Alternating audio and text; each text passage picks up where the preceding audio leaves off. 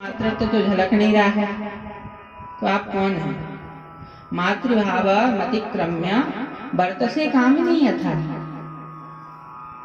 सेवा तो आप मातृभाव से कर रहे हैं, लेकिन आपकी दृष्टि से और भाव से तो मातृत्व नहीं झलक रहा। इसका कारण क्या है? आप कौन हैं? तब रति कहती हैं, पूरा परिचय सुनाती हैं।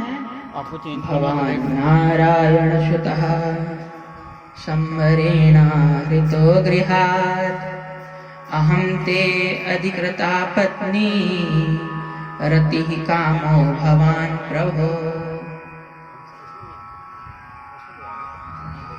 देखिए, भवान नारायण सुतः, आप नारायण वासुदेव श्री कृष्ण के द्वारिकाधीश के पुत्र हो।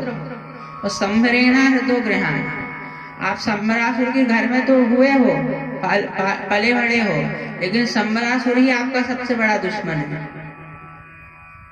अहम ते अधिकृता पत्नी रति, मैं आपकी पत्नी, जन्म जन्मांतरों की पत्नी रति हूँ।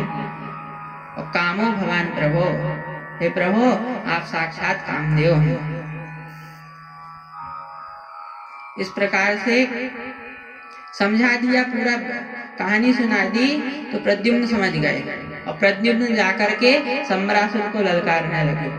संवरासुर को ललकार करके पूरी सैन्य शक्ति के समेत संवरासुर का वध कर दिया और द्वारिका वापस लौट गए। रुक्मणी जी ने जैसे देखा तो रुक्मणी जी के आनंद का पारावार नहीं मिटा।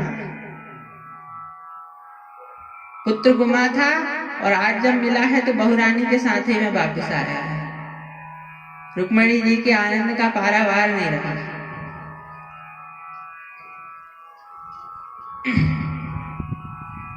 इस प्रकार से अब सुखदेव जी महाराज परीक्षित से कहते हैं कि परीक्षित, भगवान के और में विवाह हुए हैं। परीक्षित ने पूछा, महाराज कहाँ कहाँ हुए? तो अब परीक्षित को सुखदेव जी अन्य विवाहों की कथा सुनाते हैं। एक बार सत्राजित नाम का एक राजा था। सत्राजित नाम का के राजा के पास एक मणि थी, स्यमंतक मणि। और स्यमंतक मणि का ऐसा प्रभाव था कि प्रतिदिन इस स्यमंतक मणि जो है 7 भार सोना देती थी, 8 भार सोना देती थी प्रतिदिन।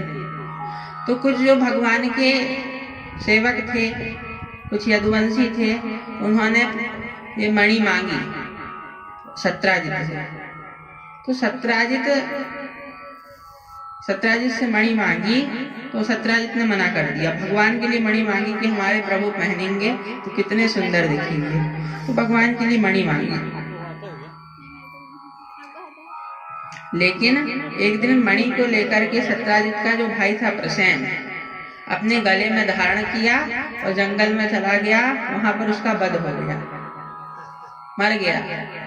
अब इधर सत्राजित कहता है अपनी पत्नी से कि देखो देवी, मुझे तो शंका हो रही है कि जरूर ये मणि को कृष्ण, अपने भाई प्रसेन को कृष्ण ने मारा है और मणि छीन ली है।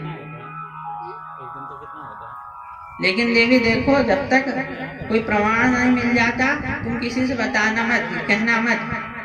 लेकिन माताओं का तो स्वभाव होता है, कोई बात तो रहती नहीं है मन में।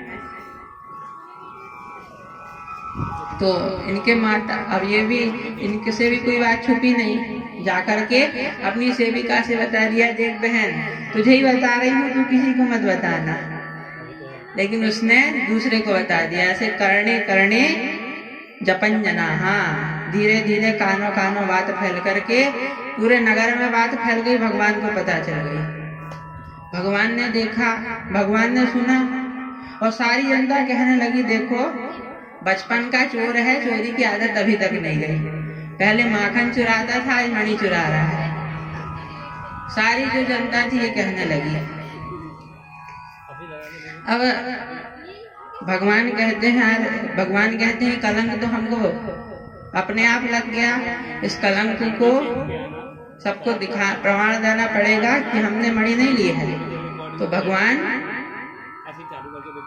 प्रसेन को ढूंढने के लिए, सत्राजित के भाई को ढूंढने के लिए जंगल गए। वहां पर एक शेर मरा पड़ा था और सत्राजित का भाई जो प्रसेन था वो भी मरा पड़ा था। प्रसेन जब मरा पड़ा था तो भगवान ने देखा कि मणि भी नहीं है। तो चरण चिन्हों को देखते हुए भगवान पहुंच गए जामवंत जी की गुफा में।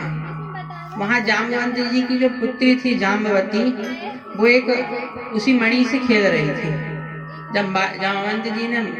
जब जाम्बवती ने देखा जामवंत जी की पुत्री ने, तो घबरा गई। जामवंत जी से बताया तो जामवंत जी को भी क्रोध आ गया कि बिना पूछे हमारे घर में चले आए, हमसे पूछा भी नहीं और सीधे घर में घुस आए। सो जामवंत जी ने आकर भगवान को एक मुक्का मारा। भगवान ने भी बदले में आए और 2 मुक्का मारा। ऐसी मुक्केबाजी चलने लगी और युद्ध चलता चलता 27 दिनों तक चला। 28वें दिन भगवान ने जामवंत जी को पटका और जैसे ही ऊपर चढ़ना रखा, जामवंत जी के हाथ जोड़ के बोले, प्रभु पहचाने गया, अब तो साक्षात मेरे प्रभु श्री राम हो, तो आप यहाँ कैसे आए? अब भगवान बताने लगे, मणि चोरी का पूरा प्रसंग बताया और जामवंत जी से बोले कि जामवंत जी ये मणि हमको दे दो। भगवान बोले, जामवंत जी बोले कि ये मणि तो मैंने जीत करके लाई है और ये मणि मैंने अपनी बेटी को दान में दे दी है। अब दान दी हुई चीज मैं वापस कैसे ले लूं? दान दी हुई चीज कोई वापस थोड़ी ना लेता है। तो मैंने दान दे चुका हूँ, तो अब वापस कैसे ले लूं? भगवान बोले ऐसा करो, तो भगवान बोले क्या करें? तो फिर अब क्या करें? जामवंत जी बोले, प्रभु ऐसा करते हैं कि ये जो मणि है ये आपको मिल जाएगी, आप हमारी पुत्री जाम्बवती से विवाह कर लो। फिर क्या था, जंगल में मंगल हुआ और जाम्बवती जी का और भगवान का विवाह हो गया। बोले द्वारिकाधीश भगवान की। ये हुआ भगवान का दूसरा विवाह। अब विवाह हुआ, भगवान सत्यजित के पास मणि लेकर के आए, कहा लो ये मणि, हमने ये मणि नहीं चुराई थी और ये मणि और साथ में साक्षी भी लाए हैं, सबूत, ये देख लो, इनसे पूछ लो, साथ में सबूत भी लाए हैं, अकेले नहीं आए, मणि के साथ सबूत भी लाए हैं, चाहो तो इनसे पूछ लो। अब सत्यजित बड़े लज्जित हो गए। इधर जब जनता को पता चला तो जनता की हवा बदलने में देर नहीं लगती। जो जनता अभी कह रही थी कि कृष्ण बचपन का चोर है, वो अब कहती है देखो इस मूर्ख राजा को इतनी महान विभूति में कैसा आरोप लगाया है, मणि चोरी का, बहुत ही मूर्ख राजा है। तो जनता की हवा बदलने में देर नहीं लगती। बड़े बड़े राजनेता तक जनता की हवा पहचानने में गड़बड़ा जाते हैं। चुनाव के पूरे आंकड़े धरे के धरे रह जाते हैं। तो जनता की हवा बदलने में देर नहीं लगती। तो सारी जनता अब सत्यजित को दोषी ठहराने लगी। सत्यजित भी बड़े लज्जित हुए, कहा प्रभु अपनी बेटी का विवाह सत्यजित की जो बेटी थी सत्यभामा, इनका विवाह प्रभु के साथ करा दिया और दहेज में भगवान को मणि दे दी। भगवान बोले मणि तो हम नहीं लेंगे, क्योंकि यदि ये मणि ले ली तो फिर जनता कहेगी देखो मणि लेने के लिए इन्होंने विवाह भी कर डाला, तो हम मणि तो नहीं लेंगे। तो सत्यजित बोला प्रभु मणि तो मैं आपको दूंगा क्योंकि मैंने दहेज में दे दी है, अब तो इसमें तो आपका अधिकार हो गया है। भगवान बोले ऐसा करो कि इस मणि में अधिकार तो हमारा है, पर रखो तुम, और इससे जो प्रतिदिन 8 भार सोना निकलता है वो हमें भेज देना। सत्यजित समझ गया और सत्यजित भगवान को मणि देने, भगवान के साथ सत्यभामा का विवाह किया और जो सोना निकलने लगा वो भगवान को देने लगा। इस प्रकार ये भगवान का हुआ तीसरा विवाह। अब 3 विवाह हो गए।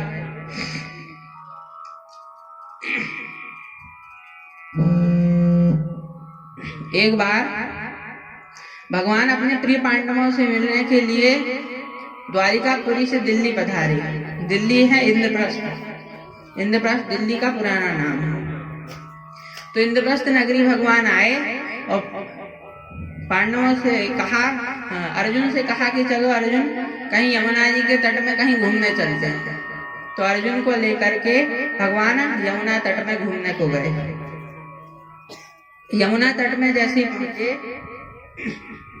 तो वहां पर एक स्त्री थी और वो स्त्री तपस्वी रूप में बैठ करके तपस्या कर रही थी। तो भगवान ने पूछा कि अर्जुन जाओ देखो ये क्यों बैठी है, पता लगाओ देवी कौन है, क्यों बैठी है। अर्जुन गए, पूछा देवी आप कौन हैं और इस प्रकार एकांत में क्यों बैठी हैं।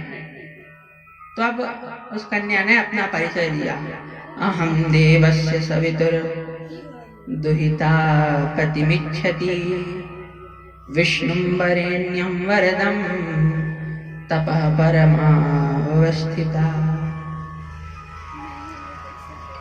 वो कहती है प्रभु अहम देवस्य, कहती है कि अहम देवस्य सवितुर, मैं सविता की दुहती हूँ और मैं पति के लिए तप कर रही हूँ।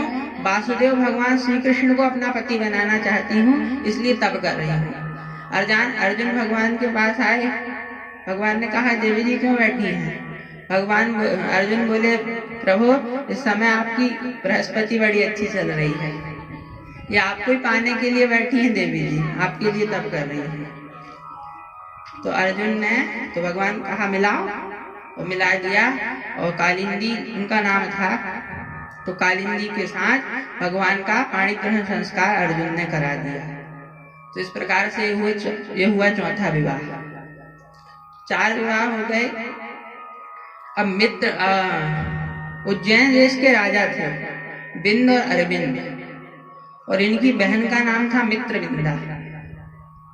तो बिंद और अरविंद जो थे ये अपनी बहन का विवाह राजनैतिक लाभ के लिए दुर्योधन के साथ कराना चाहते थे, लेकिन मित्रविंदा तो भगवान को अपना सर्वस्व मान चुकी थी। तो क्या करें, जब स्वयंवर में भगवान खड़े दिखे तो भगवान के गले में माला डाल दी, और जब भगवान के माले में गड़ा डाली अन्य राजाओं ने विरोध किया तो भगवान मित्रविंदा का हरण करके ले गए। तो इस प्रकार ये भगवान के अब 5 विवाह हो गए।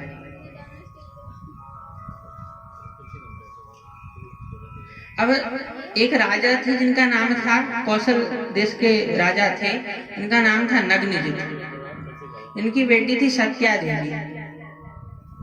अब नग्नजित राजा ने एक शर्त रखी कि मेरे 7 बलिष्ठ बैल हैं, उन 7 बैलों को एक रस्सी में जो नाथ देगा उसका विवाह मैं अपनी बेटी से करूंगा। अब बड़े बड़े राजकुमार आए, बैलों ने सबको पटक दिया, सबको धूल चटा दी। अब भगवान आए, भगवान ने अपने 7 स्वरूप किए और 7 स्वरूप करके एक रस्सी से 7 बैलों को नाथ दिया।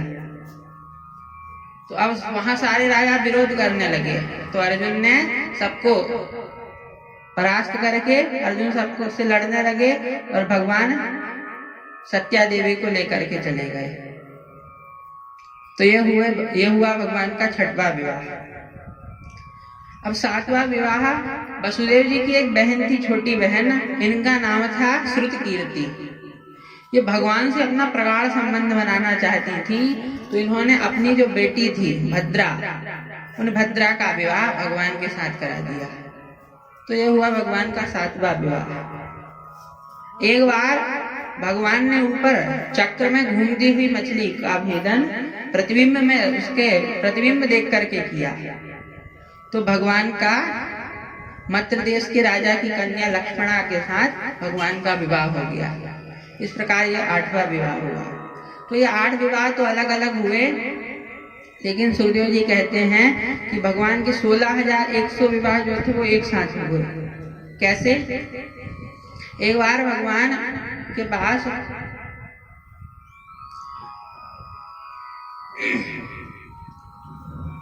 अब एक बार प्राग ज्योतिषपुर का एक राजा था जिसका नाम था भौमासुर। इसका नाम था नरकासुर, पर भूमि पुत्र होने के कारण इसका नाम पड़ा भौमासुर। तो ये भौमासुर क्या करता था, इसने संकल्प किया 20,000 कन्याओं के साथ विवाह करने का। तो इसने क्या किया, जितने राजाओं को परास्त करता था उन सबके यहाँ जितनी राजकुमारी रहती थी सबको ला करके जेल में पटक देता था। तो ऐसे कुल मिला के संख्या हो गई 16,100। जब 16,100 संख्या हो गई तो भगवान को पता चला, भगवान तुरंत गरुड़ में बैठे, सत्यभामा जी को लेकर के गरुड़ में बैठे और जाकर के सबसे पहले उसके यहाँ एक मुर नाम का दैत्य था। उस मुर नाम के दैत्य को 5 मुंह थे उसके, उस मुर नाम के दैत्य का प्रभु ने वध किया, इसलिए भगवान का नाम मुरारी हो गया। बोले मुरारी भगवान की। इस प्रकार से उस मुर दैत्य का भगवान ने वध किया। अंदर जाकर के सारी सैन्य शक्ति को, भौमासुर को सारी सैन्य शक्ति के साथ संहार कर दिया। भूदेवी प्रकट हो गई। भूदेवी ने प्रकट होकर के भगवान की स्तुति की और भगवान ने बंदी गृह में जो 16,100 जितनी कन्याएं थी, सब राजकन्याओं को बंधन से मुक्त किया। सब राजकन्या प्रसन्न हो गई और प्रभु से विनती करने लगी, प्रभु हम अब जाएंगे भी तो कहाँ? कोई राजकुमार तो हमसे विवाह करने वाला नहीं है, क्योंकि इतने दिन हम जेल में रहे, तो अब हमारा होगा क्या प्रभु? तो भगवान कहते हैं, देखो जिसके लिए सबके दरवाजे बंद हो गए, उसके लिए मेरा दरवाजा हमेशा खुला है। सब मेरी शरण में आए। तो सारी जितनी 16,100 कन्याएं थी, ये सब भगवान, इन सब ने भगवान को समर्पित कर दिया अपने आप को। तो भगवान ने 16,100 कन्याओं के साथ एक साथ विवाह किया। इस प्रकार ये भगवान के 16,108 विवाह हुए। अब प्रत्येक रानी से 10-10 बेटे और एक एक बेटी हुई। इतना बड़ा भगवान का परिवार, 16,108 गुणित 11 माने 1,77,188। इतना बड़ा भगवान का परिवार था। तो इतना बड़ा भगवान का परिवार, कभी कोई रानी रूठ जाए तो भगवान मना ले। तो सब रानियां भगवान से रूठ जाती हैं, भगवान सबको मनाते हैं। लेकिन भगवान ने देखा कि ये रुक्मणी जी हमसे कभी नहीं रूठती, तो चलो आज इनको दिला के देखते हैं कोप, उनको कोप आता है कि नहीं। तो भगवान गए और एकदम गंभीर मुद्रा में जाकर के रुक्मणी जी के कक्ष में बैठ गए। एकदम गंभीर मुद्रा बना ली। भगवान की जब गंभीर मुद्रा देखी तो रुक्मणी जी को बड़ा आश्चर्य हुआ, क्योंकि भगवान तो कभी गंभीर मुद्रा में बैठते नहीं, हमेशा मुस्कुराते रहते हैं। तो जब गंभीर मुद्रा भगवान की देखी तो एकदम चौंक करके पूछा रुक्मणी जी ने कि प्रभु आज इस प्रकार गंभीरता से क्यों बैठे हो, गुमसुम से क्यों बैठे हो? तो भगवान कहते हैं एकदम से अचानक से कि देखो तुमने हमारे साथ विवाह ही क्यों किया? और रुक्मणी जी सोचती है, महाराज कैसी बात कर रहे हैं, विवाह के इतने वर्ष हो गए, 10 बेटों के पिता बन गए और आज कह रहे हैं कि हमसे विवाह क्यों किया? बड़ी आश्चर्यचकित हुई रुक्मणी जी। भगवान तिरछी निगाह से देख रहे हैं कि क्रोध आया कि नहीं, लेकिन रुक्मणी जी के चेहरे में कोई क्रोध नहीं। अब भगवान फिर कहने लगे कि देखो तुमने हमसे विवाह क्यों किया?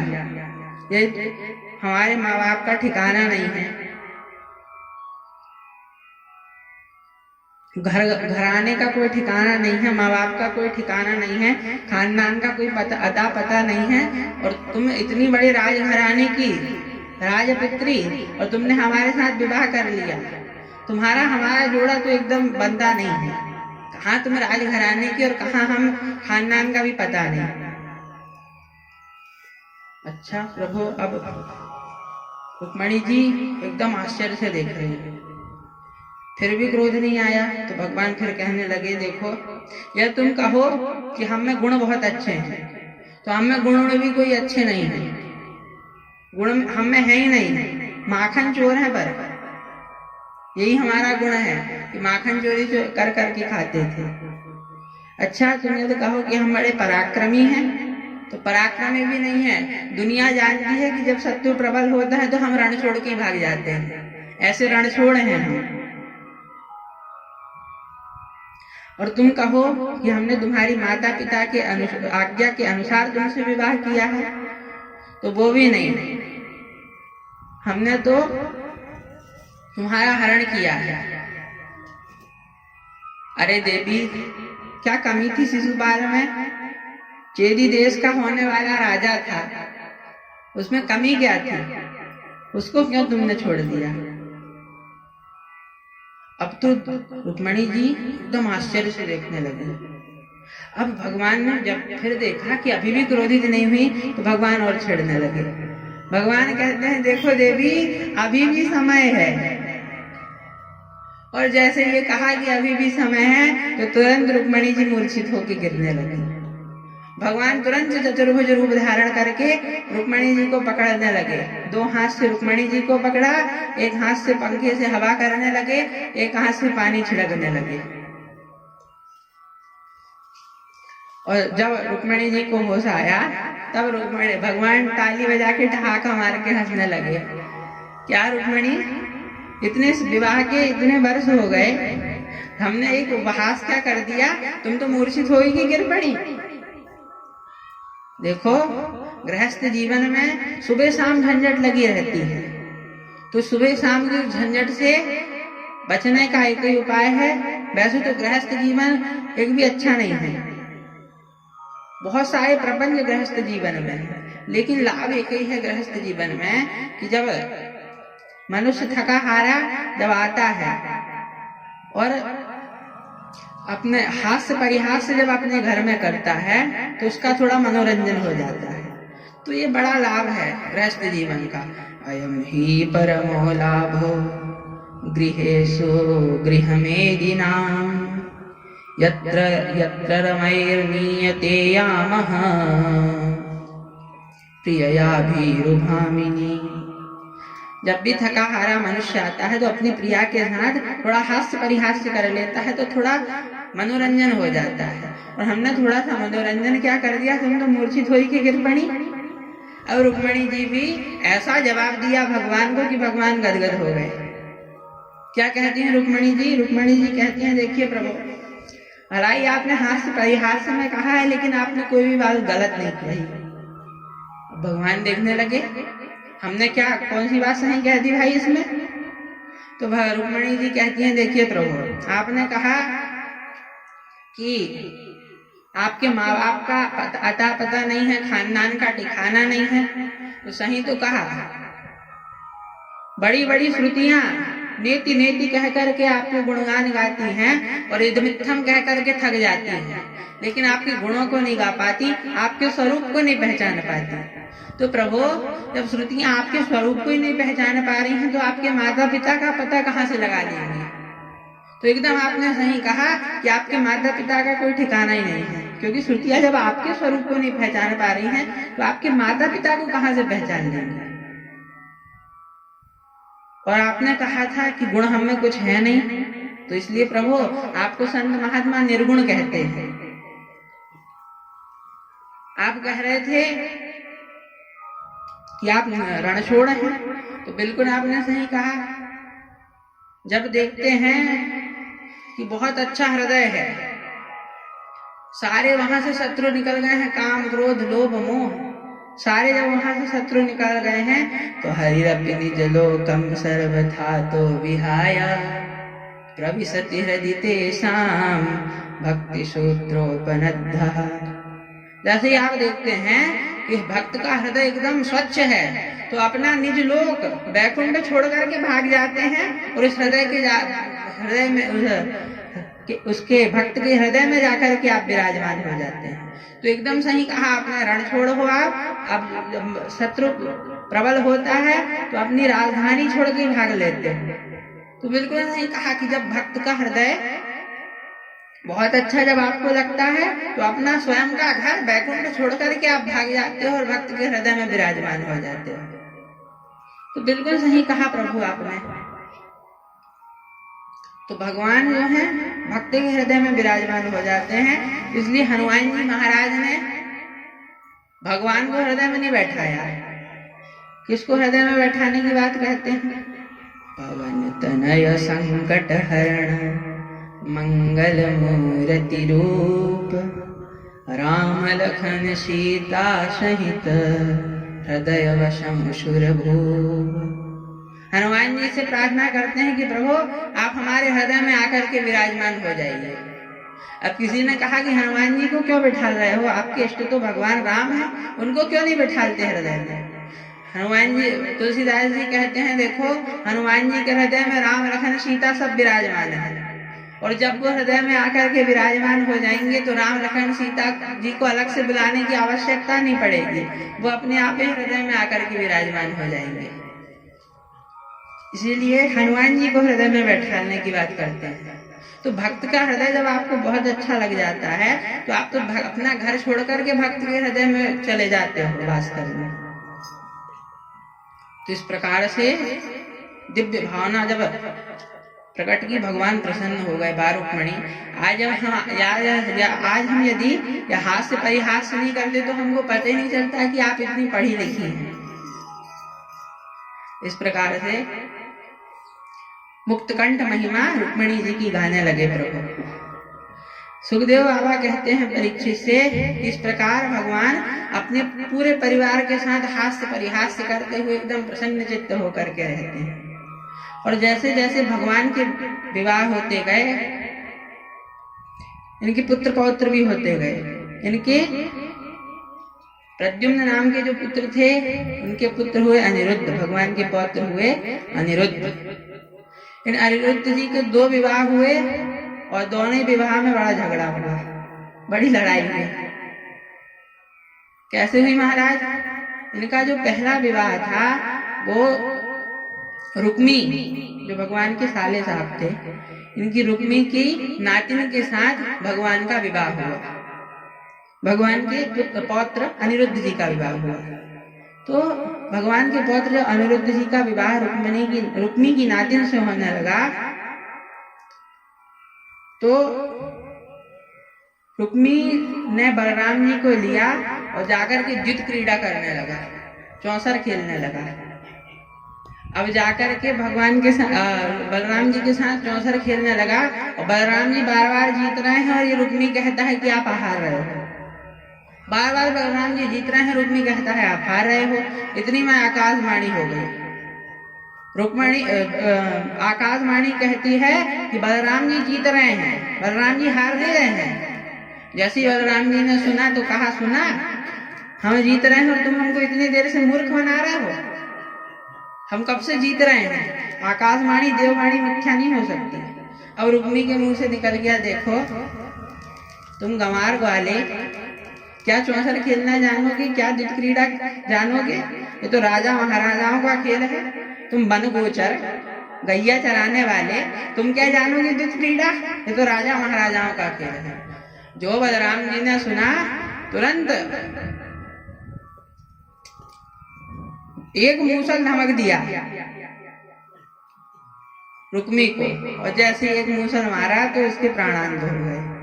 बोली बलराम जी महाराज की। बलराम जी ने जब मार दिया रुक्मी को तो पत्रकार भगवान के पास आ गए। बताइए महाराज क्या कहना चाहेंगे आप इस घटना में? आपके भैया ने आपकी देवी जी के भैया को मार दिया। अब भगवान एकदम चुप खड़े हैं, क्योंकि यदि बोलेंगे कि हमारे भैया ने बड़ा अच्छा काम किया, ऐसी उद्दंडता नहीं करनी थी रुक्मी को, तो रुक्मिणी जी नाराज हो जाएंगी और कहीं कहते हैं कि हमारे भैया बलराम जी ने बिल्कुल अच्छा नहीं किया। अरे हास्य परिहास में मार डाला बेचारे हमारे साले साहब को। तो ऐसा कहेंगे तो बलराम जी नाराज होकर डांटने लगेंगे, क्यों कन्हैया उसने मेरा अपमान किया, वो तुझको नहीं दिख रहा है और तू अपने साले का पक्ष ले रहा है। इसलिए भगवान ने क्या करते हैं, निहते रुक्मिणी श्याले ना ब्रवीत साधुवा, एकदम शांत हो गए, कुछ नहीं बोले, क्योंकि दोनों तरफ से बोलने में खतरा है। तो एकदम भगवान शांत हो गए, कुछ नहीं बोलते हैं, मौन धारण कर लिया प्रभु ने।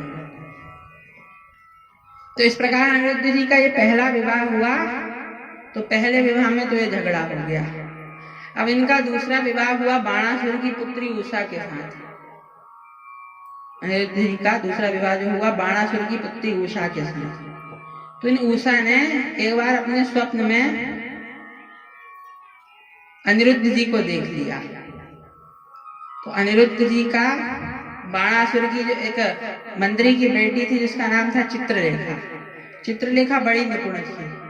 तो इसने जैसा जैसा स्वरूप बताया वैसा वैसा चित्र बना दिया और कहा कि ये तो भगवान के पौत्र श्री कृष्ण के पौत्र अनिरुद्ध हैं। उषा देवी ने जब सुना तो इन्होंने चित्रलेखा को आदेश दिया। तो चित्रलेखा जो थी माया भी जानती थी, इसने माया अनिरुद्ध जी के कक्ष में जाकर के आकाश मार्ग से उड़ाती हुई अनिरुद्ध जी को कक्ष में ले आई उषा देवी के। जब उनके कक्ष में ले आई तो दोनों ने गंधर्व विवाह कर लिया।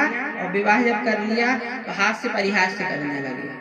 हास्य परिहास्य जब करने लगे तो बाहर जो खड़े थे द्वारपाल उनको सुनाई दिया। जैसे उनको सुनाई दिया तो तुरंत जाकर महाराज बाणासुर से कहते हैं, महाराज कन्यायाः कुलदूषणम्। न जाने वो किनसे बातें कर रही हैं। जैसे बाणासुर ने सुना तो तुरंत दौड़ता हुआ उषा के कमरे में गए, उषा देवी के कमरे में चला गया।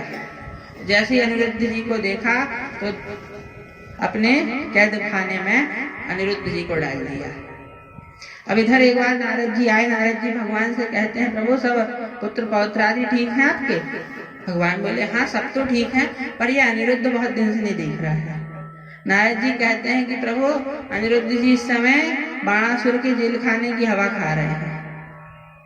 जैसे ही भगवान ने सुना तो अपनी नारायणी सेना लेकर के तैयार करके भगवान के पास गए, बाणासुर के पास जाने लगे। अब जैसे ही जाने लगे तो इधर बाणासुर को भोलेनाथ ने एक झंडी दी थी, ध्वजा दी थी। कहा था जिस दिन ये ध्वजा गिर जाएगी उस दिन समझ जाना कि तुम्हारे ऊपर कोई संकट आने वाला है।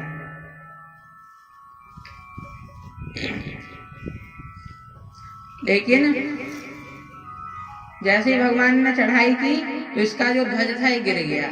तो ये घबरा गया और घबरा के भोलेनाथ के पास जाके कहता है, प्रभु मेरी रक्षा कीजिए, ध्वजा आपने दिया था वो तो गिर गया है। भोलेनाथ बोले, चेला तू बिल्कुल चिंता मत कर, हम तेरे द्वार में खड़े हैं, तू जाकर के विश्राम कर। और भोलेनाथ बाणासुर के द्वार में आकर के त्रिशूल लेकर के खड़े हो गए। इधर भगवान आए, प्रणाम महादेव। भोलेनाथ कहते हैं, प्रणाम प्रभु, आप कैसे? भगवान बोले, आप कैसे? भगवान बोले, हम तो ये बाणासुर को दंड देने आए हैं, उसने हमारे पौत्र को बंदी बना लिया।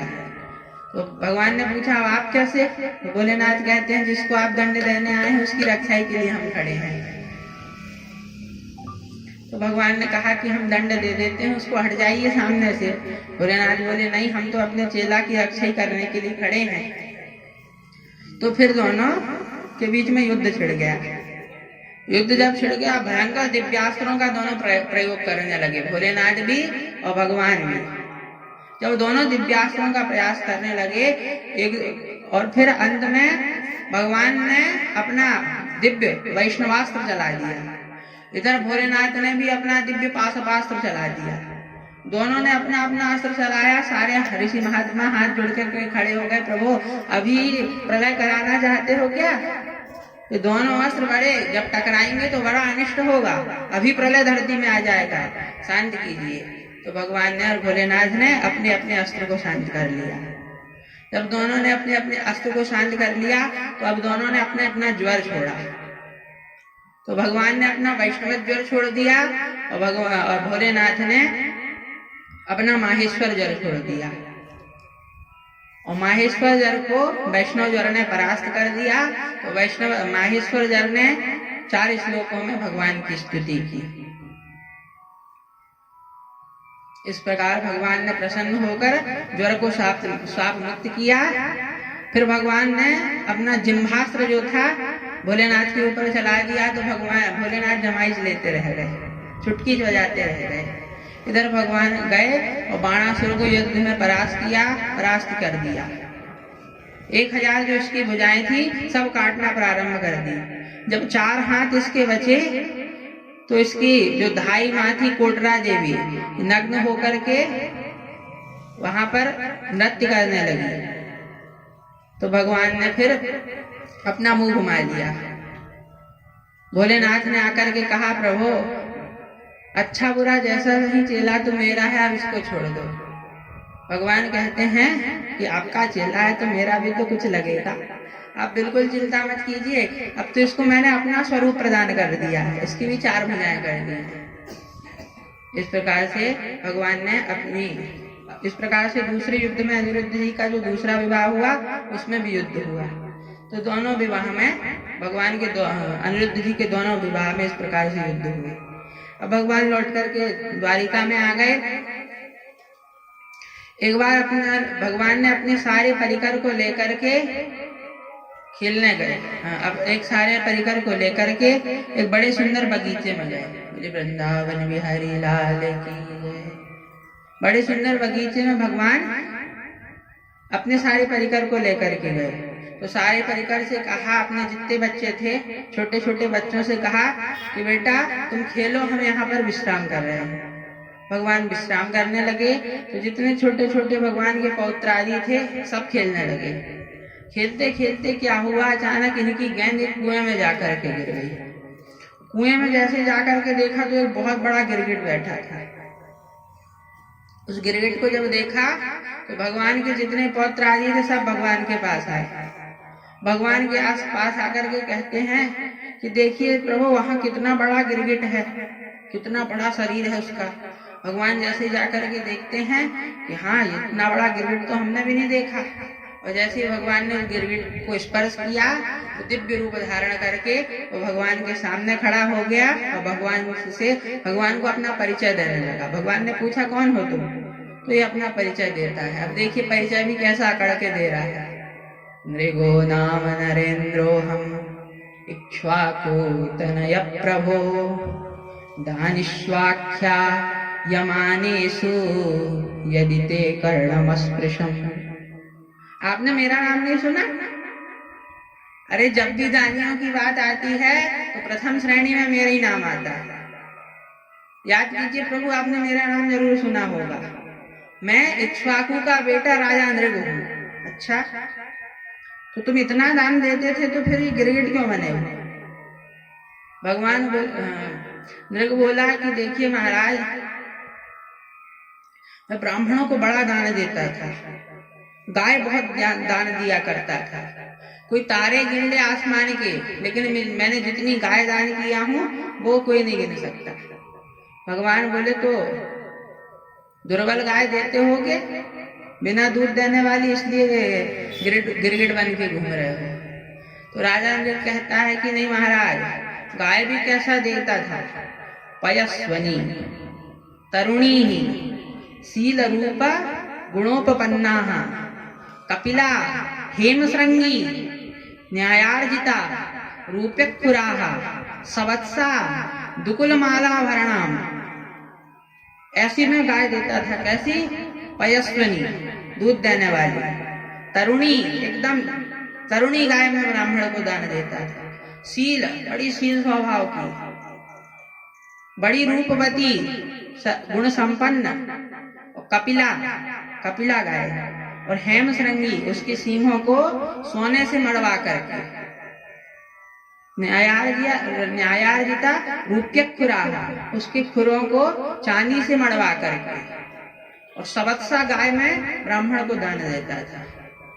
भगवान ने पूछा, जब इतना अच्छा दान देते थे तो फिर यहाँ पर गिरगिट बन के क्यों घूम रहे हो भाई? राजा नृग कहता है कि प्रभु, एक बार मैंने बड़ी सुंदर रूपवती गाय एक ब्राह्मण को दान दी। अब जब ब्राह्मण को दान दी तो ब्राह्मण की गौशाला से वो गाय भाग करके मेरी गौशाला में आकर के मिल गई। तो मैंने वही गाय दूसरे ब्राह्मण को दान दे दी। और वही गाय जब मैंने दूसरे ब्राह्मण को दान दे दी तो जब दोनों ब्राह्मण रास्ते में देखते हैं तो एक कहता है कि मेरी गाय है, दूसरा कहता है मेरी गाय है। दोनों अपनी अपनी गाय बताने लगे। तो दोनों मेरे पास आए और दोनों मेरे पास आकर के कहते हैं कि देखिए महाराज, आपने मुझे गाय दी थी। दूसरा भी कहता है देखिए महाराज, आपने मुझे गाय दी थी। अब राजा कहते हैं कि हाँ, दान तो मैंने दोनों को गाय दी थी और यही गाय दी थी। तो महाराज अब फैसला करें। तो अब राजा ने कोई फैसला नहीं कर पाए, सर हिलाने लगे। तो दोनों ब्राह्मणों ने गाय छोड़ी और कहा, श्राप देते हुए कहा कि बहुत गिरगिट जैसे सिर हिला रहे हो, जाओ गिरगिटी बन जाओ। तो जब मैं आया तो यमदूतों ने पूछा कि पहले पुण्य भोगना चाहोगे कि पाप? तो मैंने कहा कि पहले पाप भोग लेता हूँ, पुण्य तो फिर भोगना ही है। तो पाप भोगा था, पाप किया था, उससे गिरगिट बना। आज पुण्यों का उदय हो गया तो आपके स्पर्श से अब मैं दिव्य रूप धारण करके प्रभु जा रहा हूँ। इस प्रकार से अब भगवान के धाम को वो जाने लगा। अब भगवान अपने सारे बच्चों को बैठा करके समझाते हैं। देखो, भगवान देखते हैं कि जितने भगवान के पुत्र पौत्र आदि हैं, ये बलवान तो बहुत है, लेकिन आजकल कुछ उद्दंड भी होते जा रहे हैं। तो भगवान अपने सारे बच्चों को बैठाते हैं और बैठाल करके समझाने लगे। देखो, ना हम हालाहलम मन्ये विषम यस्य प्रतिक्रिया, ब्रह्मस्वं हि विषम प्रोक्तम नास्य प्रतिविधिर्भुवि। कोई जहर पी ले, हालाहल विष पी ले, तो मैं उसको बचा लूंगा। कोई अग्नि में कूद जाए तो मैं उसको बचा लूंगा, लेकिन ब्राह्मण का जो अपमान करे मैं उसको नहीं बचा सकता। तो स्वयं भगवान कह रहे हैं कि ब्राह्मण का जिसने अपमान कर दिया, मैं फिर उसको नहीं बचा सकता, उल्टा मैं ही उसको दंड दे देता हूँ।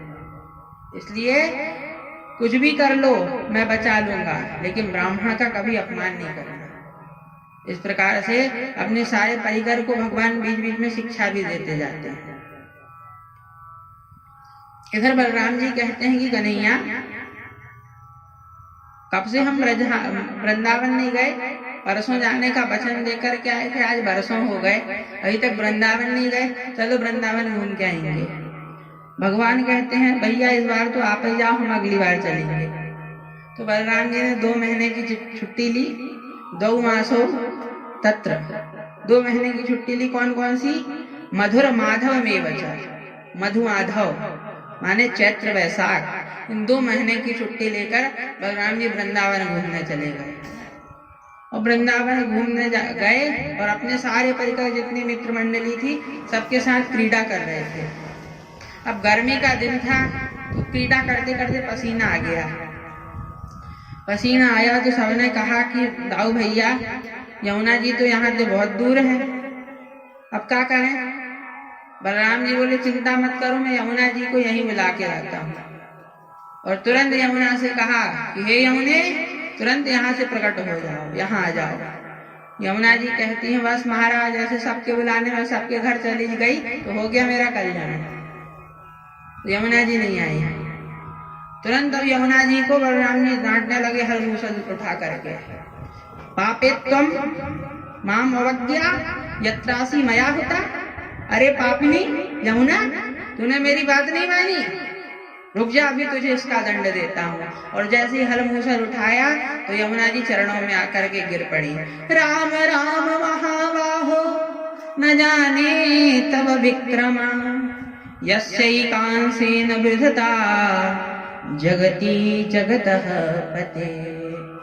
हे राम, हे बलराम जी, हे महाबाहो, मैंने आपके बल पौरुष को नहीं जाना, प्रभु मुझे क्षमा कर दीजिए। क्षमा याचना की तो बलराम जी ने क्षमा कर दिया। तो ऐसा वो जो हल पटका था उससे आज भी वृंदावन में, परीक्षित से कहते हैं सुखदेव जी कि आज भी वृंदावन में टेढ़ी बह रही है यमुना जी। तो ऐसे बलराम जी के, इनके भी बड़े दिव्य लीलाएं हैं। जब तक द्वारिका में बलराम जी महाराज थे, द्वारिका के ऊपर कोई ने आंख उठा करके नहीं देखी। और जब बलराम जी द्वारिका से चले गए घूमने वृंदावन, तो सारे राजाओं की दृष्टि अब द्वारिका के तरफ जाने लगी, क्योंकि सबको डर लगता है तो सिर्फ बलराम जी से। क्योंकि बलराम भी बड़े क्रोधित स्वभाव के हैं, सबको बड़ा डर लगता है बलराम जी से। अब जैसे बलराम जी 2 महीने की छुट्टी में गए तो सबकी नजर जाने लगी द्वारिका में। तो एक काशीराज था,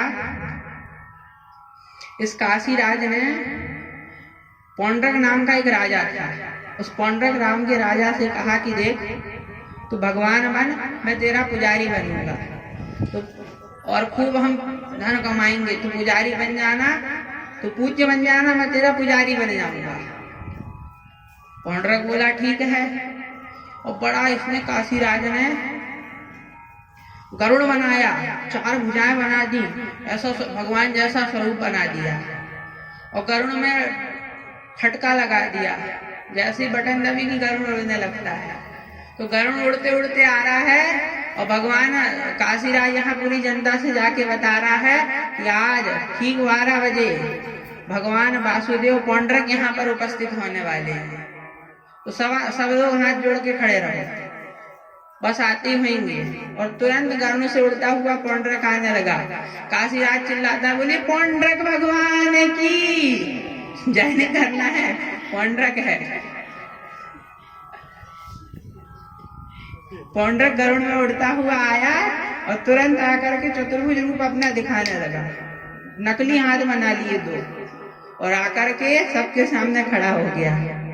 सब बड़ी बड़ी दंडवत करने लगे, ले जाकर के पौंड्रक को बिठा दिया। अब काशीराज कहता है कि देखो पौंड्रक, भगवान तो तुम बन गए हो, बस एक काम करो, अब ये वासुदेव को जरा धमकी दे दो, वो एक बार यदि डर गया तो तुम्हारी मुहर लग जाएगी भगवत्ता में, एकदम असली भगवान तुम बन जाओगे।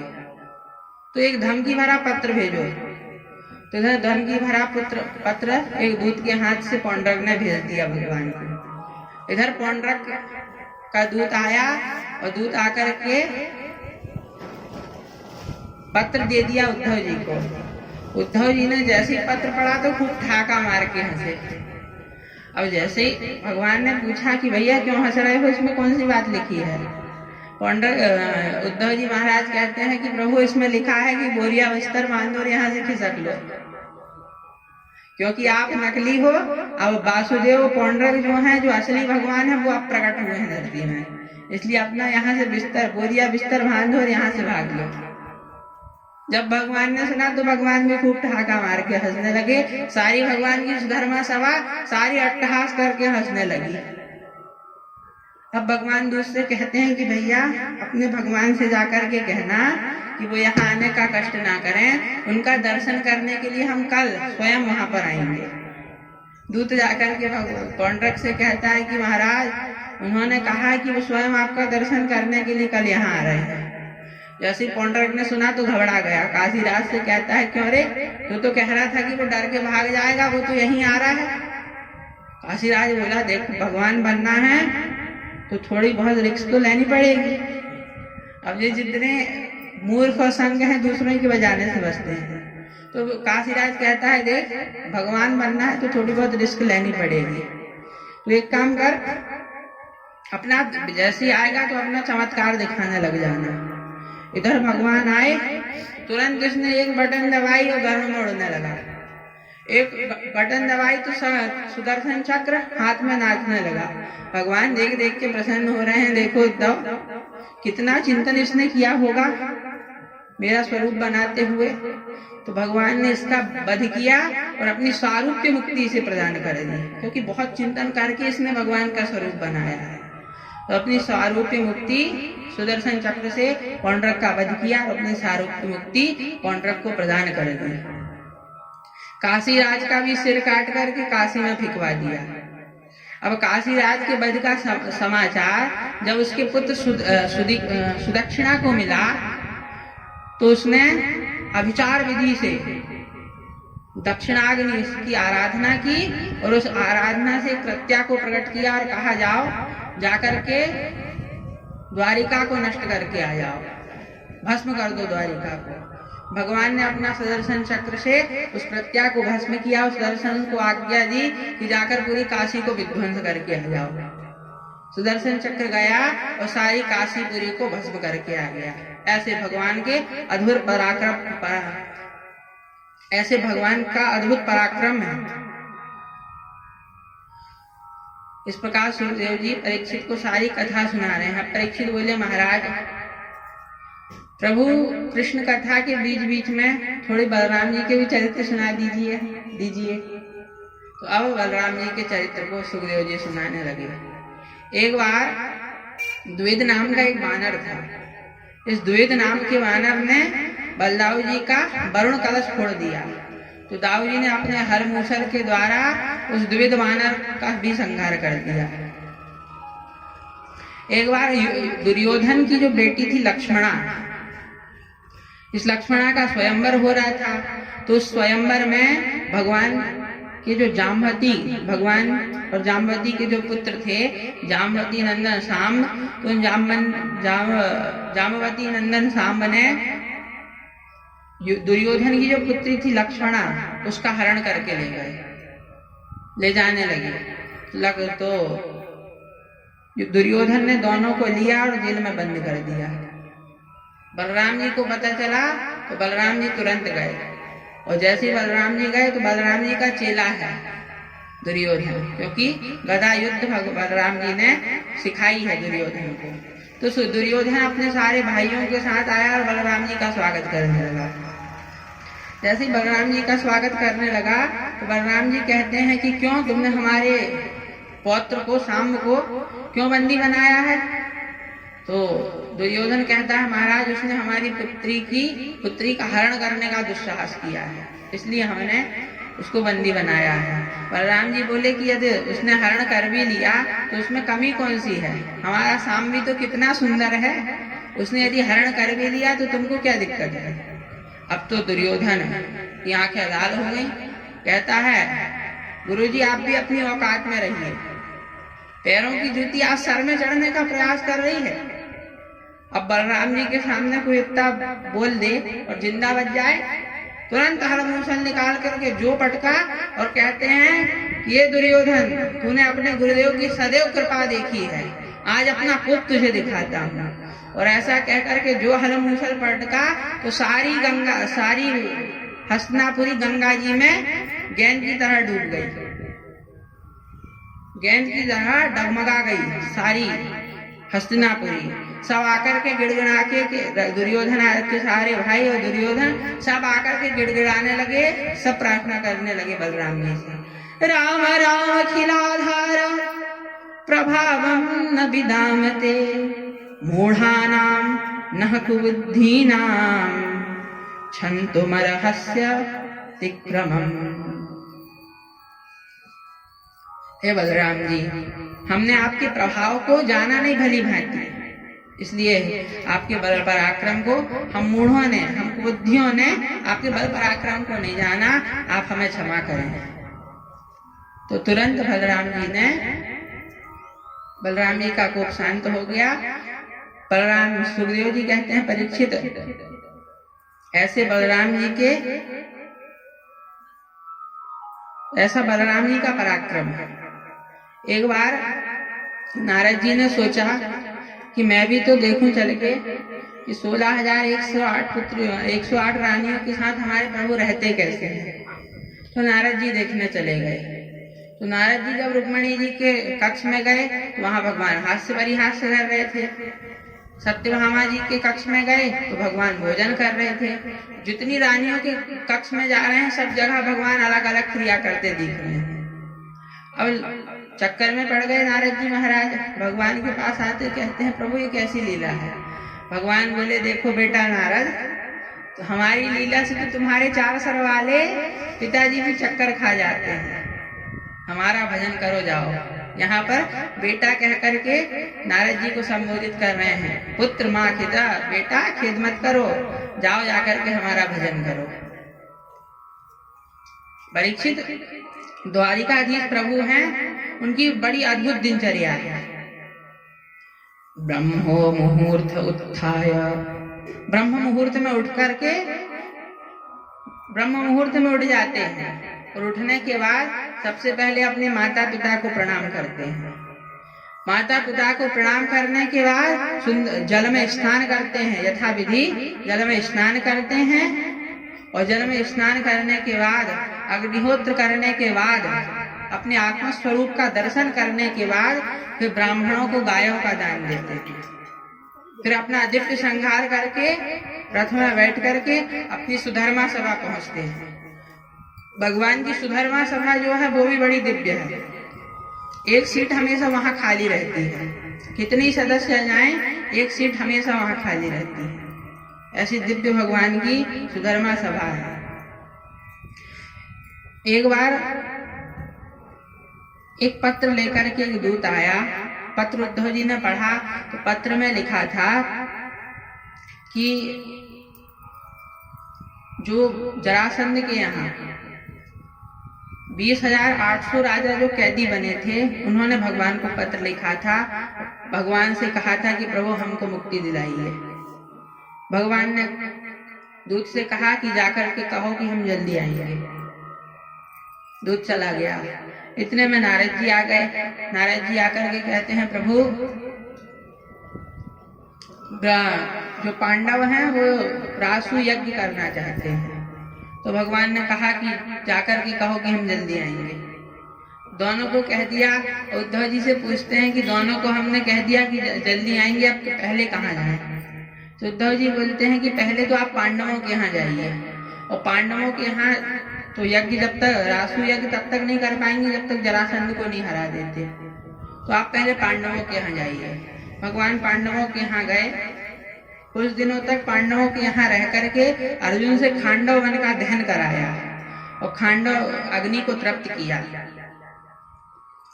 अब भगवान से युधिष्ठिर जी कहते हैं प्रभु रासु यज्ञ करना चाहते हैं, सारे राजा तो कुछ नहीं कह रहे, पर जरासंध एकमात्र ऐसा राजा है जो हमारा विरोध कर रहा है।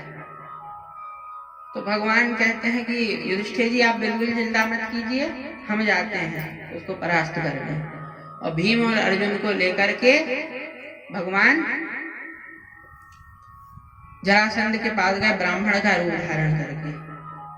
ब्राह्मण का रूप इसलिए धारण किया कि जो जरासंध था 17 बार भगवान से हारा था और 18वीं बार ये जीत गया था, क्योंकि 18वीं बार ब्राह्मणों को बैठा करके आया था। तो इसको ब्राह्मणों के प्रति बहुत भक्ति हो गई, तो ब्राह्मणों की बहुत आराधना करने लगा, बहुत ब्राह्मणों को मानने लगा। जो भी ब्राह्मण आता है खूब ये दान देता है, जो मांगते हैं ब्राह्मण वो देता है। तो भगवान भी ब्राह्मण का स्वरूप बना करके गए। जब इसने देखा, शक्ल सूरत जब देखी, आवाज देखी और कंधे पर कलाइयों पर धनुष की प्रत्यंचा के जब चिन्ह देखे तो समझ गया कि ये ब्राह्मण नहीं है। फिर भी कहता है कि मांगो क्या चाहते हो। क्षत्रिय है समझ गया, फिर भी कहता है क्या मांगना चाहते हैं मांगिए। भगवान बोले देखो आप यदि कुछ देना ही चाहते हो तो हमको तो ये दो कि हम आपसे मल्ल युद्ध करना चाहते हैं। ये भीमसेन है, ये अर्जुन है और मैं श्री कृष्ण हूं आपका पुराना शत्रु। अच्छा देखो कृष्ण, तुम तो भगोड़े हो, रणछोड़ हो, तुमसे मैं क्या युद्ध करूंगा। और ये अर्जुन ये तो 1.5 हड्डी का है, मेरी बराबरी का नहीं है, इससे मैं क्या युद्ध करूंगा। हाँ ये भीम है, अच्छा हट्टा कट्टा, ये मेरे लायक का है, इससे मैं युद्ध करूंगा। और तुरंत एक गदा खुद ने ली, एक गदा भीम को दी और बड़ा भारी मल्ल युद्ध दोनों का चलने लगा। 27 दिन तक युद्ध चला। भीम आकर के कहते हैं भगवान से कि मेरी तो अंग अंग से रुधिर बह रहा है प्रभु, मेरे हाथ पैर सब रक्त रंजित हो गए हैं, और यदि आपने और कल यदि युद्ध किया तो मैं तो मर ही जाऊंगा। भगवान भीम से कहते हैं कि देखो तुम युद्ध तो करते हो लेकिन हमारी तरफ नहीं देखते, कल जब युद्ध करोगे तो हमारी तरफ देखना। तो अब भीम युद्ध करता है। भगवान एक तिनका उठाते हैं, उसको बीच से फाड़ते हैं और विपरीत दिशा में फेंक देते हैं। भीम समझ गया, भीम ने जरासंध को बीच से फाड़ा और विपरीत दिशा में फेंक दिया। इस प्रकार जरासंध का भीम ने प्राणांत किया। जरासंध मर गया तो भगवान ने जरासंध का जो पुत्र था सहदेव, इस सहदेव को राजा बना करके इसका सिंहासन में इसका राज तिलक कर दिया। भगवान ने राजा बना दिया सहदेव को। इधर सारे जो 20,800 जो राजा बंदी बने थे, इन सबको भगवान ने छोड़ा। तो सारे राजा जो थे भगवान की आकर के स्तुति करने लगे। सारे राजा जब भगवान की आकर की स्तुति करने लगे, सबके सब दुर्बल थे, स्तुति करने लगे, महाराज नमस्ते देव देवेश प्रपन्नारति हराभ्यय प्रपक्त्रान पाहि नः कृष्ण निर्विण्णान् घोर संसृते। शरणागतों के सारे दुख और भय को हर लेने वाले हे देव देवेश, हे सच्चिदानंद स्वरूप भगवान, आप अविनाशी श्री कृष्ण, हम आपको नमस्कार करते हैं। आपने जरासंध के कारागार से तो हमें छुड़ा दिया, लेकिन अब हम इस जन्म मृत्यु रूपी जो घोर संसार चक्र में फंसे हुए हैं, इससे भी हमको मुक्ति दिलाई। हमारी इस संसार सागर से, भवरोग से हमारी रक्षा कीजिए। कृष्णाय वासुदेवाय हरये परमात्मने प्रणतः क्लेशनाशाय गोविंदाय नमो नमः। प्रणत जनों का क्लेश दूर करने वाले हे भगवान श्री कृष्ण, हमारी रक्षा कीजिए। अब देखिए, ये जो मंत्र है, ये भागवत का संकट मोचन मंत्र कहलाता है। बड़ा दिव्य श्लोक है। कोई भी विपदा आए, कोई भी संकट आए, तो इस मंत्र का जाप कर लेना चाहिए। कृष्णाय वासुदेवाय हरये परमात्मने प्रणतः क्लेशनाशाय गोविंदाय नमो नमः। प्रणत जनों का पालन करने वाले हे कृष्ण, हे वासुदेव, हे हरि, आप हम सब आपको प्रणाम करते हैं। सुखदेव जी कहते हैं, राजन, इस प्रकार पांडवों का राजसूय यज्ञ प्रारंभ हुआ। अब पांडवों के राजसूय यज्ञ में भगवान ने सबको कोई ना कोई काम सौंप दिया। दुर्योधन को कोषाध्यक्ष बना दिया। अब सब सोच रहे हैं कि दुर्योधन तो इतना बड़ा शत्रु पांडवों का है, भगवान ने कोषाध्यक्ष बना दिया। तो पांडव तो कुछ नहीं बोले, क्योंकि भगवान को कभी पांडव नहीं टोकते थे। पांडव तो जो भगवान करते थे वो करने देते थे। तो पांडवों ने कुछ नहीं कहा। किसी ने पूछा, महाराज कि दुर्योधन को क्यों आपने कोषाध्यक्ष बना दिया? भगवान कहते हैं कि दुर्योधन के हाथ में एक ऐसी रेखा है कि जिस कोष का कोषाध्यक्ष बन के बैठ जाए, वो कोष कभी खाली नहीं होगा। ऐसी हस्त रेखा दुर्योधन के हाथ में है, इसलिए उसको मैंने कोषाध्यक्ष बनाया है। तो कोषाध्यक्ष दुर्योधन को बना दिया। अब दान देने के लिए किसको रखें?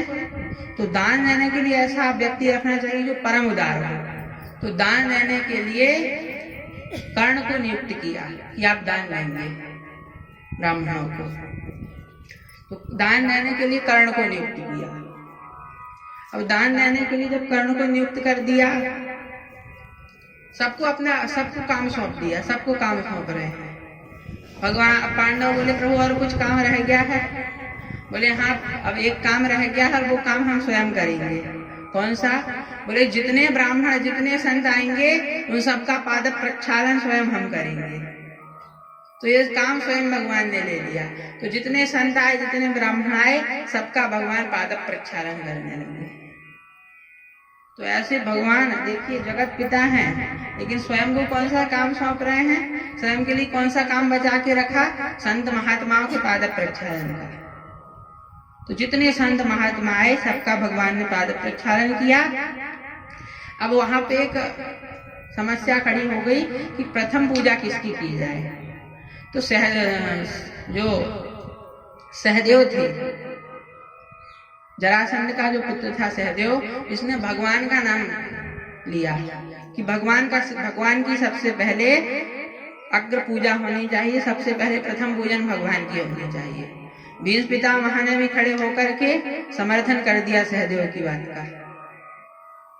तो जब सब सहदेव की बात का समर्थन कर दिया, इधर जब शिशुपाल बैठा था, शिशुपाल ने देखा कि इनके कारण मुझे मैं विवाह करने गया थे, इनके कारण मुझे अकेला आना पड़ा, इसके कारण मेरा विवाह रुक गया। तुरंत खड़ा होकर के भगवान को गालियां देने लगा। कहता है कि ये सहदेव, ये बच्चा है अभी, इसकी बात में लगकर इनकी पूजा करने लगे प्रथम पूज, और ये भीष्म, ये बुढ़े हो गए हैं, इनकी बुद्धि बिगड़ गई है, इनकी बात में लग के भगवान पहले कृष्ण की पूजा करने लगे। और कहता कहता भगवान को 100 गाली देने लगा। 100 गाली हो गई, भगवान ने सावधान किया, जब भी नहीं माना, और जैसी 101 भी गाली हुई तो भगवान ने तुरंत अपने सुदर्शन चक्र से इसका सिरोच्छेदन कर दिया, सर काट दिया। इसका जब सर काट दिया तो इससे एक तेज निकला, तो भगवान के चरणों में आकर के समाहित हो गया। इसी राजसूय यज्ञ में जो दुर्योधन था, जल को थल समझ बैठा, थल को जल समझ बैठा, तो पानी में जाकर के गिर गया, और जहाँ पानी में गिरा तो सब हंसी उड़ाने लगे। भीम जी ने थोड़ा ज्यादा हंस दिया, उसको क्रोध आ गया कि जैसे इन्होंने मेरा अपमान किया है, जैसे मेरी हंसी उड़ाई है, एक दिन मैं भी इनका अपमान करूंगा। तो पांडवों से युद्ध क्रीड़ा में सारा धन छीन करके, राज्य छीन करके द्रौपदी का अपमान किया। भगवान ने द्रौपदी की रक्षा की, और ब्राह्मणों को, पांडवों को पूरा राज्य छीन करके वन में भेज दिया। वन से जब पांडव आए, बड़ा भीषण महाभारत युद्ध हुआ। भगवान की कृपा से महाभारत युद्ध में पांडवों की विजय हुई। इस प्रकार भगवान सारी पृथ्वी का भार दूर करते जा रहे हैं, दैत्यों को मारते जा रहे हैं। इस प्रकार भार दूर करते करते अब इस प्रकार भगवान की दिव्य लीलाएं हैं परीक्षित। हरि अनंत, हरि कथा अनंत, जितनी कह दी जाए कभी भगवान की कथा समाप्त नहीं होती। तो अब परीक्षित, तुम्हारे मन में कोई जिज्ञासा हो तो पूछो। तो परीक्षित बोले, महाराज, जितने भी हमने अभी तक भगवान के चरित्र कहे हैं, आपने चरित्र कहे हैं, हमने सुना है, उन समस्त चरित्रों में बार बार भगवान को दीन बंधु कहा गया है। तो आज तक भगवान ने ऐसा कोई दीन बंधुता पूर्ण कोई कार्य आज तक किया है? परीक्षित, तो ऐसा कोई उदाहरण है, ऐसा कोई प्रसंग आता है? तो सुखदेव जी कहते हैं हाँ। अब सुखदेव जी महाराज सुदामा चरित्र सुनाने लगे।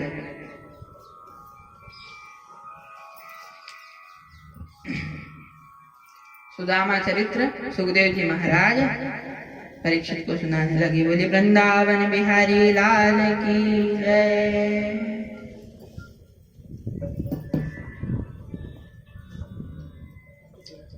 कृष्णस्यासीत् सखा कश्चिद् ब्राह्मणो ब्रह्मवित्तमः विरक्त इंद्रियार्थेषु प्रशांतात्मा जितेन्द्रियः।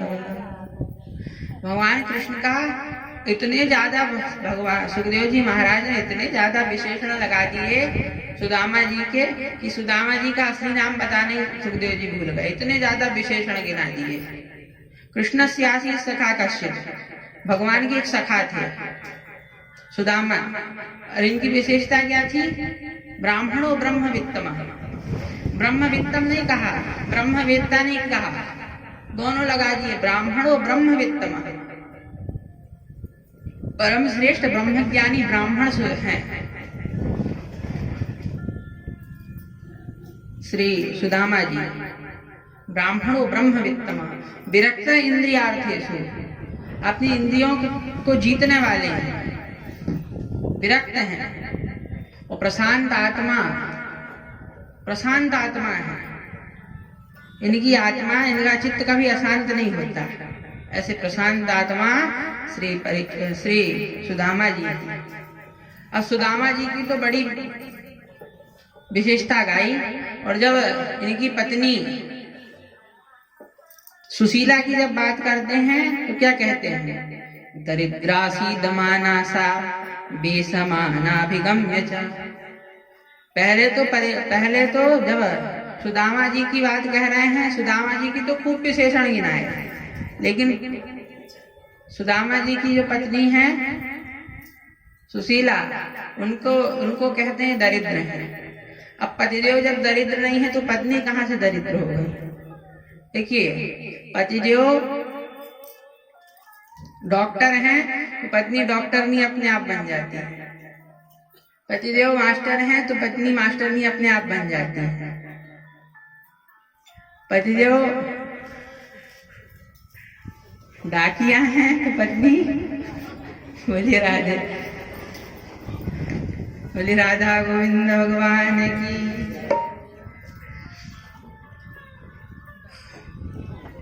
तो पतिदेव जो है पत्नी अपने आप बन जाती है। लेकिन सुखदेव जी ने सुदामा जी को तो कहा कि दरिद्र, सुदामा जी की तो खूब विशेषता गाई, सुदामा जी को दरिद्र नहीं कहा, लेकिन सुशीला को दरिद्र कहते हैं। तो सुशीला कहाँ से दरिद्र हो गई? तो भागवत के अनुसार दरिद्र कौन है? भोवा दरिद्रो कि विशाल तृष्णा। भागवत के अनुसार सबसे बड़ा दरिद्र, सबसे बड़ा गरीब वो है जिसकी तृष्णाएं बहुत बड़ी बड़ी है, जिसकी खूब सारी तृष्णाएं हैं, वही भागवत के अनुसार दरिद्र है। तो इसलिए सुशीला जी को दरिद्र कहते हैं।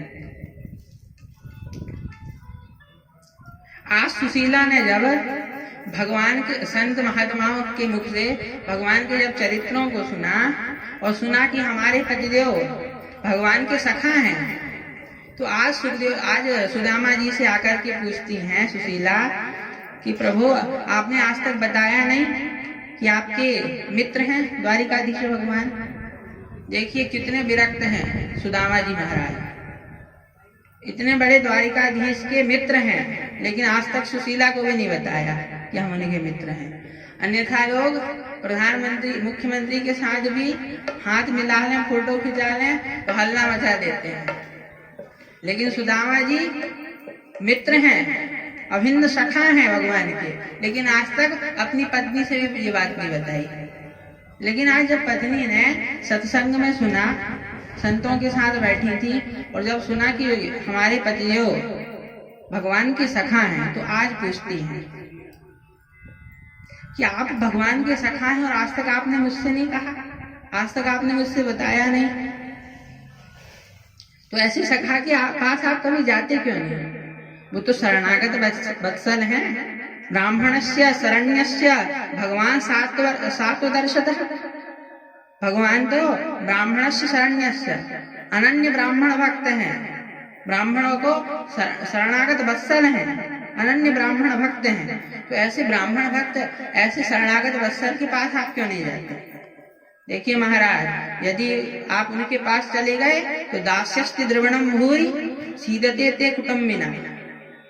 यदि आप कुटुम्बिनी, यदि आप उनके पास चले गए तो इतना धन देंगे कि सारे कुटुंब की आने वाली पीढ़ी तक की दरिद्रता दूर हो जाएगी। तो ऐसे भगवान के पास आप जाते क्यों नहीं? तो सुदामा जी बोलते हैं कि क्या बोल रही हो, इतने वर्ष बाद अपने मित्र से मिलने जाऊंगा और उससे जाकर के धन मांगूंगा क्या? मैं ऐसे में तो मैं कभी नहीं जाने वाला। सुशीला ने सुना कि धन की बात यदि इनसे की तो ये बड़े सिद्धांतवादी हैं, जाएंगे ही नहीं।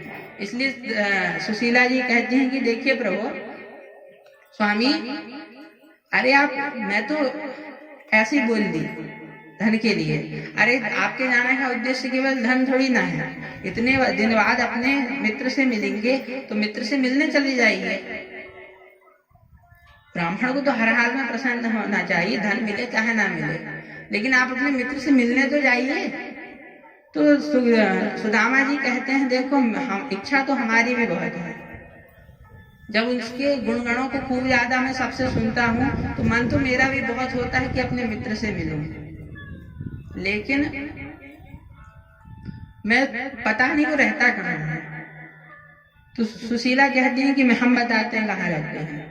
संत महात्माओं से हमने सुना है, उनसे हमें मालूम पड़ा है कि आस्ते दुना द्वारवत्याम, आजकल वो द्वारिकापुरी में द्वारिकाधीश बन करके विराजते हैं। तो उनके पास आप जाइए, तो सुदामा जी भी कहते हैं कि हाँ, उसके पास तो मुझे जाना चाहिए। अयम ही परमो लाभ उत्तम श्लोक दर्शन, उनके दर्शन का मुझे पुण्य लाभ मिलेगा। तो अब सुदामा जी भी कहते हैं कि हाँ, जाना तो चाहिए, लेकिन जाऊंगा। देखो देवी, कुछ जगह ऐसी होती है जहाँ खाली हाथ नहीं जाया जाता, तो मैं अपने मित्र के यहाँ जाऊंगा तो खाली हाथ जाऊंगा क्या? तो सुदामा जी कहते हैं कुछ उस मित्र के लिए ले जाना पड़ेगा। तो सुशीला जी जो थी वो दौड़ करके गई और पड़ोसन से 4 मुट्ठी चावल लेकर के आ गई। या चयित्वा चतुरो मुष्टीन विप्रान पृथक तंडुलान चैलखंडेन तान वध्वा भर्त्रे पादाद वापयन्। सुशीला जी गईं और याचित्वा चतुरो मुष्टि, 4 ब्राह्मणियों के घर जाकर के 4 मुट्ठी चावल लेकर के आ गई। अब 4 मुट्ठी चावल तो ले आई, लेकिन उसको देने के लिए उसको ले जाए काहे में? तो ले जाने के लिए भी कुछ नहीं है। एक जीर्ण शीर्ण धोती पड़ी थी, उसको भी 3 बार लपेटा, 3 बार मोड़ा, उसके बाद उसमें चावल रखा। उसको उसमें चावल रखने के बाद फिर बांध करके सुदामा जी को दे दिया और कहती हैं कि स्वामी जी, एक मेरा संदेश भी उन तक पहुंचा देना। कौन सा संदेश? तो अब संदेश सुनाने लगी सुशीला जी। 1 मास द्वैपाख में 2 एकादशी होए, पर मेरे घर गोपाल जो नित्य एकादशी होए। देखिए महाराज, जो आपके भक्त हैं, वैष्णव हैं, वो आपका व्रत रहते हैं तो 1 महीने में 2 बार एकादशी का व्रत रहते हैं, लेकिन प्रभु मेरे घर में तो हर दिन एकादशी बन रही है, हर दिन मेरे यहाँ एकादशी का व्रत हो रहा है। मेरे बच्चे जब कहते हैं, मेरे पुत्र, कि माता जी भोजन खाना है, तो मैं उनको कह देती हूँ बेटा आज एकादशी का व्रत है, तो एकादशी कह करके टाल देती हूँ। तो प्रभु मेरे घर द्वादशी का भोग है। तो इस प्रकार से संदेश लेकर के सुदामा जी को भिजवा दिया। सुदामा जी जाने लगे। और भगवान की तो प्रतिज्ञा, भगवान का तो स्वभाव है, संकल्प है, जो तू आवे 1 पग मैं आऊं पग 60। सुदामा जी थोड़े आगे जाने लगे। भगवान का तो संकल्प है कि तू मेरे लिए 1 कदम आएगा, मैं तेरा स्वागत करने के लिए 60 कदम आऊंगा। बोले वृंदावन बिहारी लाल की जय। तो सुदामा जी आगे बढ़े। एक वृक्ष के नीचे, जब बहुत दूर चले गए तो एक थकान हुई, तो एक वृक्ष के नीचे जाकर के लेट गए, विश्राम करने लगे। भगवान ने देखा कि थोड़ी तो इनकी मदद करो। तो भगवान ने क्या किया कि जहाँ वो वृक्ष में सोए हुए थे, सोते सोते ला करके भगवान ने द्वारिकापुरी में ला करके सुदामा जी को छोड़ दिया। तो सोते सोते द्वारिकापुरी सुदामा जी आ गया और उठ के जैसे देखा तो बड़े बड़े महल दिखने लगे। तो महल देखकर तो एकदम भौचक्के रह गए सुदामा जी, कितने बड़े महल कहाँ से आ गए। तो एक द्वारिका में किसी से पूछा कि भैया यहाँ से द्वारिका कहाँ से जाते हैं, द्वारिका जाने का मार्ग कौन सा है। तो वो बोला देखिए महाराज, द्वारिका में तो आप खड़े ही हैं और पूछ रहे हैं द्वारिका कहाँ से जाते हैं। द्वारिका में आप यहाँ खड़े ही हैं इस समय, ये द्वारिका ही है। अच्छा ये द्वारिका है, तो यहाँ में हमारे कन्हैया कहाँ मिलेगो। तो सुदामा जी से कहते हैं कि देखो ये कन्हैया कौन है, आज तक तो हमने नाम नहीं सुना। सुदामा जी कहते हैं कि ये तो हमारे बचपन को नाम है, बाकी असली नाम तो श्री कृष्णचंद्र है। जैसे सुना तो चट पड़ा, वो व्यक्ति ने जैसे सुना तो एकदम उछट पड़ा। वो यहाँ तो इतने बड़े महापुरुष का नाम आप ऐसे ले रहे हैं, एकदम श्री कृष्णचंद्र। जानते हैं उनके नाम को लेने के पहले कितने संबोधन लगाने पड़ते हैं। अनंत श्री समलिंकृत, छत्रपति राजमूर्ति धर्म चक्रवर्ती सर्व सर्वेश्वर सर्वतंत्र स्वतंत्र गोविप्र प्रतिपालक विश्ववंद्य श्री श्री श्री श्री 1008 श्री महाराजाधिराज द्वारिकाधीश्वर श्री कृष्णचंद्र जी सरकार। इतना उनका इतना लंबा नाम है। सुदामा जी का नाम सुन करके घबराए गए। इतनो नाम वाको हो गयो है, वो मुझ को पहचाने को भी कि नहीं। सुदामा जी तो नाम ही सुन के डर गए। बोले हाँ भैया, तो इनका घर कहाँ है, उनका परिचय बता दो, कहाँ रहते हैं वो। तो पथिक कहता है कि जाओ, यहाँ जितने जितने भवन दिख रहे हैं बड़े बड़े सब उन्हीं के हैं। तो सुदामा जी जाने लगे। जाते जाते एक बहुत बड़ा एक सुंदर सा भवन देखा, वो रुक्मणी जी का था। तो रुक्मणी जी को के भवन को देखा, बड़ा सुंदर भवन था, तो उसी में जाने लगे। अब भागवत के अनुसार तो भगवान सीधे अंतःपुर तक पहुंच गए, लेकिन प्रसिद्ध है और नरोत्तम जी ने बड़ा सुंदर भाव प्रकट किया है कि भगवान पहले द्वारिका में, सुदामा जी पहले द्वारिका में दरबार में, सबसे पहले द्वार में जाकर के खड़े होते हैं।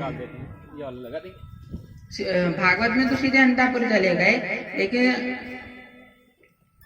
नरोत्तम कवि ने बड़ा सुंदर भाव प्रकट किया है कि भगवान पहले द्वार में जाते हैं। सुदामा जी पहले द्वार में जाते हैं और द्वार में जाकर के द्वारपालों से कहते हैं कि हम भगवान के पास उनके दर्शन करने जाते हैं। तो द्वारपाल पूछते हैं कि कौन है वो आपके। सुदामा जी कहते हैं वो हमारे बचपन का मित्र है। जैसे ही द्वारपालों ने सुना तो एकदम आश्चर्यचकित हो गए। आज तक इस दरबार में कितने बड़े बड़े महर्षि आए, कितने बड़े बड़े राजा आए, लेकिन इनके जैसा आज तक कोई नहीं आया। पर भगवान की लीला है, हो सकता है कोई इनके मित्र होंगे। तो जाकर के भगवान द्वारपाल भगवान से कहते हैं, प्रभु शीस बगान जगातन पे प्रभु जान को आहि बसे के ही ग्रामा। धोती फटी सिलटी दुपटी रूपाय उपान की नहीं सामा।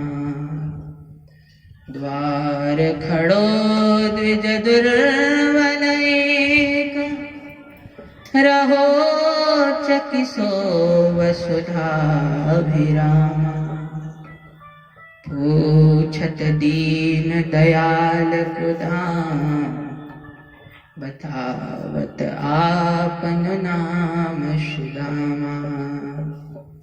पूछत दीन दयाल कुधाम बतावत आपन नाम सुदामा। जैसे सुदामा नाम भगवान के कान पर पड़ा तो भगवान दौड़ पड़े, अपनी पादुका पहनना भूल गए, पीतांबर नीचे गिर गया और दौड़े दौड़े सुदामा सुदामा सुदामा सुदामा कह करके भागते जा रहे हैं। सब देखकर अचंभित रह गए। आज तक इस दरबार में जो भी आया, बड़े बड़े ब्रह्मा जी आए, शंकर जी आए, सबने आकर के यहाँ सर झुकाया है। न जाने ये कौन है जिसके लिए आज भगवान सुदामा सुदामा कह के भाग रहे हैं। सुदामा सुदामा कहकर भगवान भागने लगे, पीतांबर गिर गया, मुकुट पहनना भूल गए और दौड़े दौड़े पीछे पीछे भगवान के सेवक भी पीछे पीछे दौड़ने लगे। और जाकर के इधर सुदामा जी मन में सोच रहे हैं, इतनो बड़ो राजा हो गयो है, आएगो तो मुझको पहचाने को भी कि नहीं, कहीं मुझको भूल तो नहीं गयो होगो। ऐसे सुदामा जी के मन में चल रहा है। सोचते ही सोचते भगवान दौड़ते दौड़ते सुदामा कहते कहते आए और सुदामा जी को हृदय से लगा लिया। जैसे सुदामा जी को हृदय से लगाया तो दोनों मित्रों के आंखों से अश्रुपात होने लगे। जैसे दोनों मित्र मिले सुदामा जी भगवान, तो दोनों की आंखों से अश्रुपात होने लगे, आंसू गिरने लगे। और भगवान अपने साथ सुदामा जी को लेकर के सभा में आ गए। सभा में आकर के सबसे उच्च स्थान में भगवान ने सुदामा जी को बैठाने लगे। सुदामा जी देख देख के घबराए रहे हैं। दिव्य वैभव भगवान का जब देखते हैं तो देख देख कर सुदामा जी अचंभित हो रहे हैं, बैठ नहीं रहे हैं उच्च स्थान में। भगवान ने जबरदस्ती हाथ पकड़ के सुदामा जी को बैठा दिया। रुक्मणी जी अचंभित हो रही हैं कि क्या कौन महापुरुष हैं। रुक्मणी जी के जब नेत्रों को देखा भगवान ने तो रुक्मणी जी को भगवान समझ गए। रुक्मणी जी से कहा कि जाओ जाकर के जल लाओ, हम इन महापुरुष के चरण धोएंगे, इन महापुरुष के चरणों का प्रक्षालन करेंगे, जाओ जाकर के जल लाओ। जब सुना रुक्मणी जी ने तो दौड़ती हुई, इतनी सेविका है, रुक्मणी जी मन में सोचती जा रही हैं कि इतने सेवक हैं, आज तक जो भी आया सब कुछ सेवकों से कहते हैं, ये जरूर कोई ना कोई दिव्य महापुरुष हैं, इसलिए आकर के कह रहे हैं कि खुद जाओ। तो स्वयं रुक्मणी जी को आदेश देते हैं और इधर भगवान तलवे साफ करने लगे। अपने पीताम्बर से सुदामा जी के तलवे साफ करने लगे। और जब तलवे साफ करने लगे तो ढेर सारे कांटे सुदामा जी के चरणों में लगे हुए हैं। जैसे उन कांटों का स्पर्श किया सुदामा जी उछल पड़े। इतना दर्द सुदामा जी को हुआ। उन्होंने जब कांटों को देखा, असंख्य कांटों को देखा, तो भगवान के आंखों से अश्रुपात होने लगा। जब तक रुक्मणी जी जल लाती तब तक तो भगवान ने सुदामा जी के चरण अपने आंसुओं से धुल दिए। ऐसे बेहाल बिवाइन सो पग कंटक जाल लगे पुनि जोए। हाय महादुख पायो सखा तुम आए ते न किते दिन खोए। देखी सुदाम की दीन दशा करुणा करके करुणा निधि रोए। पानी परात को हाथ छुओ नहीं नैन के जल शो पग धोए। जब ऐसी स्थिति देखी, असंख्य कांटे चरणों पे लगे हुए हैं सुदामा जी के, उन कंटकों को जब देखा तो भगवान देवकी रुक्मणी जी जब तक जल ला पाती तब तक तो अपने अश्रुओं से भगवान ने सुदामा जी के चरणों को धुल लिया। अपने अश्रुओं से जब सुदामा जी के चरण धोने लगे, एक बार पहले भी जब जटायु घायल हुए तब भगवान ने रोए नहीं। दुख तो बहुत हुआ लेकिन रोते नहीं है। क्यों? क्योंकि तलवार लगी है और तलवारों में जब खारा पानी लग जाए तो बड़ी जलन होती है, तो इसलिए भगवान अपने आंसुओं को रोक रहे हैं। लेकिन आज सुदामा जी के चरणों में कंटकों को देखा, असंख्य कंटकों को देखा, तो भगवान अपने चरणों से अपने आंसुओं से सुदामा जी के चरण धोने लगे कि खारा जल है, कुनकुना भी है। जब सुदामा जी के चरणों में जाएगा तो सुदामा जी को बड़ा आराम मिलेगा। इसलिए आंसू बहा करके चरण धुलने लगे। प्रीत्यो विमुंचन बिंदून नेत्राभ्याम पुष्करेक्षण अपने कमल नयनों से ऐसा भगवान ने जल निकाला, जल से ही सुदामा जी के चरण धुल दिए। इस अवधूत ने देखिए ऐसा कौन सा पुण्य किया था।